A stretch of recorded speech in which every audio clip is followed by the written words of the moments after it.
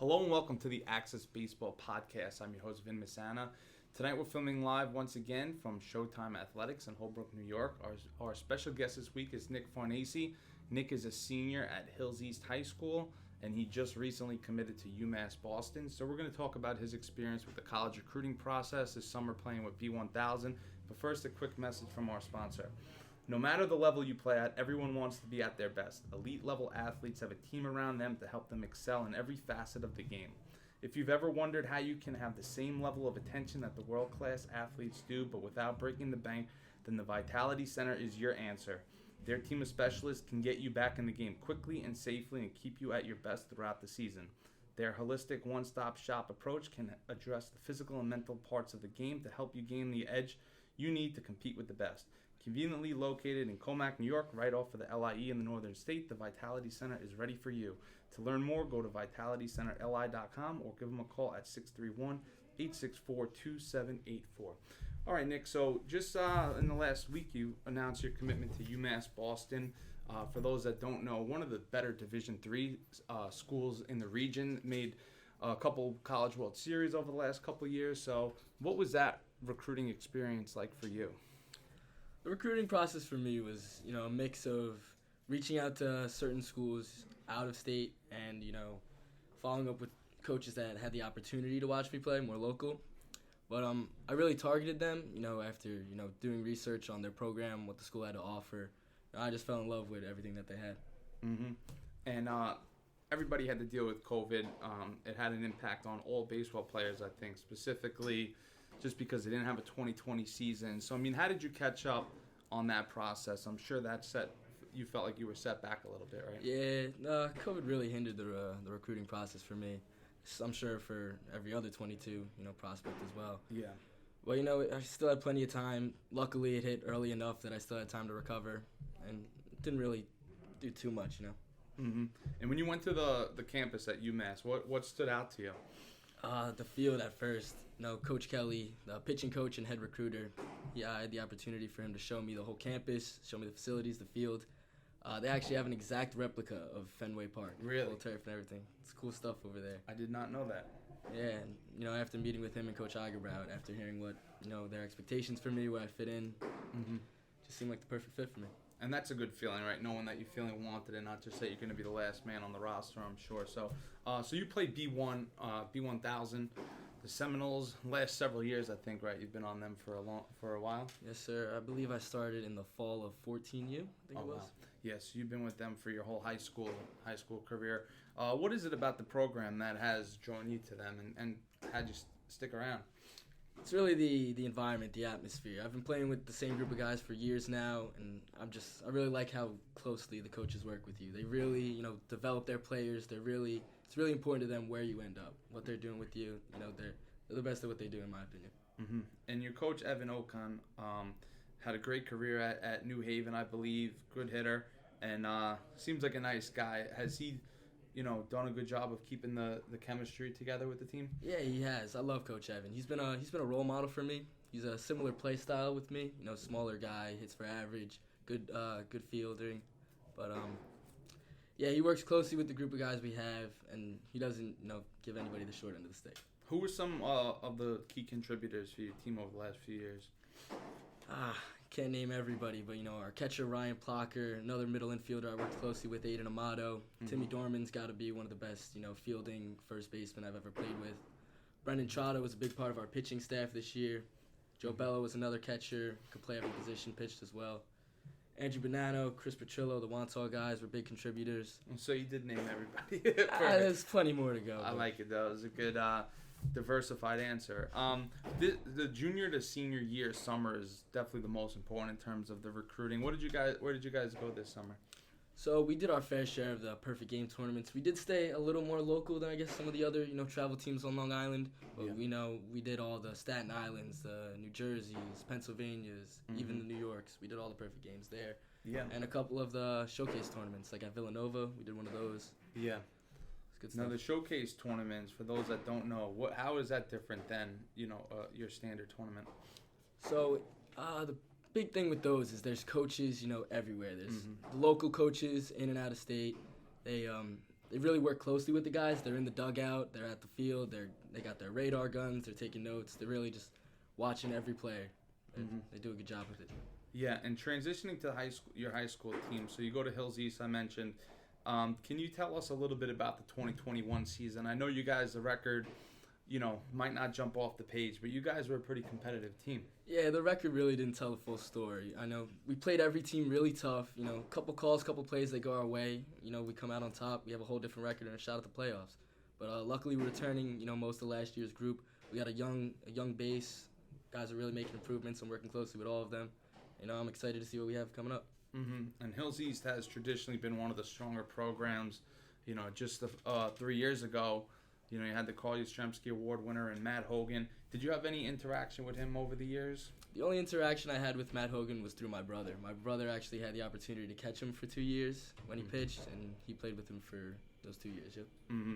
And who are some of the impact guys? I know like you mentioned, it's a younger team, but they also took their lumps last year, so that's a good thing. Yep. Like I said, I played with him at B1. Our catcher, Ryan Plocker, was up there. Mm-hmm. The younger guys, Luke Villa, Ari Gluck, big part of the pitching staff. Connor Bunce is up there. A young guy in Joey Castro. I'm expecting big things from him this year. Mm-hmm. Justin Kay, a good friend of mine. He's an outfielder, just another team leader. And Joey was an 8th grader on varsity last year, is that correct? He was. He's a big contributor. It's cool to see somebody that young, getting the opportunity to stand out. Yeah, and to hold his own, too. I know he's pretty good athlete, runs a 6'8", so I'm looking forward to watching you guys next year. And now you mentioned that you might get some time on the mound. Is that new? Is that a new facet of your game, or are you always a pitcher? It's relatively new, but I've been really working on it for the last year and a half or so now. It's just any way to help the team win. It really started with wanting to help the school team win, and then it kind of translated into for the Seminoles too. It became a big part of that. And you've had some success, right? I've seen some videos. You did well this fall. Yeah, I have. It's something that throws me off. It's I come over the top with the 4-seam and the curveball, and then I drop down to the sidearm for a slider, 2-seam. It's just any way to mess with the hitter, stand out as a pitcher. Mm-hmm. And now, how do you manage the workload? Because as a pitcher now, you need your days off, but as a shortstop, you're playing every single day. Is that something that you give any thought to, just as far as when to actually use your innings on the mound? Because you can't go right from you can't go from the mound and then right to shortstop. Yeah. So the big part of it is being more of a bullpen guy than a starter. They really used me as the closing role this summer, this fall, and even in the school ball season. But it comes in trust. The guys behind me, like I said, Aiden Amato at the school at Seminoles, and Connor Bunce, another young middle infielder. I have trust in those guys and what they could do. And anytime I don't have the opportunity to play shortstop, I put it in those guys' hands. Mm-hmm. And have you had a chance to look at the schedule after this season? I have. I'm excited to get back to the 3-game series format. Mm-hmm. It definitely feels like it helps us in our pitching more. Last year our pitching was kind of unorganized, but really establishing our 3 starters this year I feel like will help us out. Yeah, and you get to know the opponents pretty well too. Not playing 2 games against them, getting the 3 games. And what was I gonna say? Oh, what are your goals for this offseason? What would you like to work on? This offseason, a big part of my offseason is actually, lifting like everybody else. A smaller guy like me, any way to get bigger, stronger, improve my game that way. After the holidays, I plan to work closely with the coaches over at B1, work on that pitching because it's still relatively new. Of course, get the swing down, get my ground balls, just extra reps. Mm-hmm. And who were some of the pitchers in the conference that impressed you last year? Last year, I hate to say it, but Grant Biederman threw a perfect game against us. Shutdown guy. Yeah. We faced Palmer O'Byrne, I'm not sure how to pronounce your name, I'm sorry, but the ace over at Huntington, he really shut us down too. I actually broke up and you're a lefty hitter, right? So the lefty-lefty matchup's tough. I actually broke up his no-hitter last year with a bunt. Really? It had to be done. What inning was that? This was in the 6th. Luckily, we tacked on a couple hits afterwards, but so it wasn't the only one. Yeah, it started the spark. Yeah, and the perfect game. That doesn't really happen too much at the high school level. I feel like there's usually errors, walks, hit by pitches. So you got to tip your cap to them. That is pretty impressive. Do you work with any coaches individually in the off season? My head coach over at B1, Evan Oken, I love what he's got to offer. And like I said, similar play style. He knows exactly what I need to work on, what I need to do to get better. Mm-hmm. Mike Ferriggi's a big part of it. He's coached me for a few years now. I've become close with him. Yeah, Mike's one of the good guys in the industry, I think. Yep. And now you mentioned before we started recording, you played a lot of sports growing up, and that's something that you don't really hear too much of nowadays. A lot of kids, the specialization in sports we hear about a lot. They play one sport and they focus on it, try to get a scholarship on it, and it kind of comes at the expense of, your athleticism and just overall experiences. So can you tell us a little bit about the other sports that you played, and at what point did you just focus on baseball? Yeah, growing up, I did it all, man. I obviously played baseball. I played soccer. I even had a little bit of volleyball in middle school. Hockey was a big part of it. I played hockey for, most of my life. Up until the 7th grade season, I played for the high school. Got banged up by some of the bigger guys there. That's when it really started to, pursue baseball more. Just didn't want to risk the injury, pursue what I'm good at, really take that as serious as possible. And no one's ever tried to convince you out of it? Any of your friends that play hockey or soccer to get back into it? My good friends actually are still on the hockey team. We go to their games all the time. I miss being on the ice, but, baseball is my true passion. Yeah. I hear you. Can't. Well, I'm going to be partial to baseball, obviously. So who are some of your favorite players in Major League Baseball? So, I hate to say it as a Yankees fan, but Francisco Lindor. I love his swing, his smoothness over at shortstop. He's a great guy to model your game after. Oh, yeah. Carlos Correa, an Astro. Wow, the two enemies of the Yankees. I don't like you, but something about just his play at shortstop. Obviously, he's got a good stick, but Platinum Gold Glove winner too. Yeah, something about just watching him turn double plays and just field a ground ball. It's special. Yeah, he's got one of the strongest arms in baseball. That's pretty when there's a 4.63 double play and he can throw it 95 across the infield. That's a true weapon out there. Yeah. Who are some of the people that have had an impact on your life? All my coaches throughout the years. It started with over at the Long Island Whalers as a young one.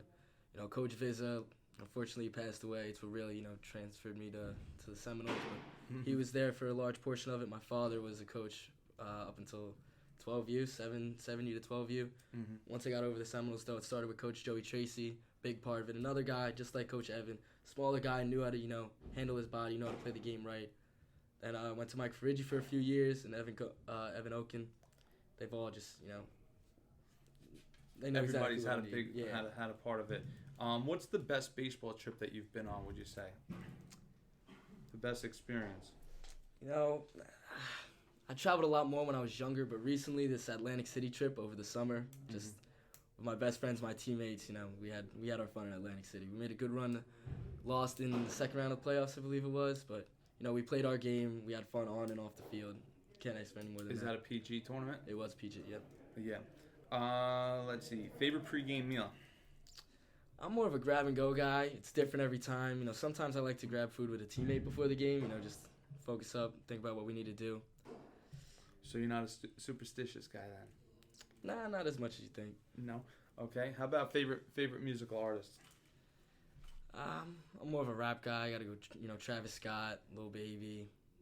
I love Drake. He's a classic. Kanye West, Jay-Z, all those guys. Nice. Favorite app on your phone?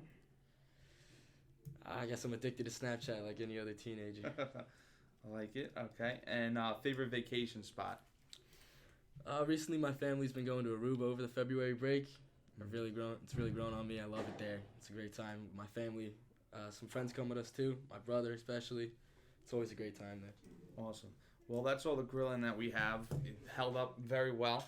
And best of luck in the 2022 season. I'll be catching you guys in some games this year. Do you know what league you're in? Is it 3 or 4 this year? I'm not sure the number. No, usually 3. Might have dropped down, but I think it is 3 actually. Yes. So, guys, thank you for tuning in to another episode of the Access Baseball Podcast.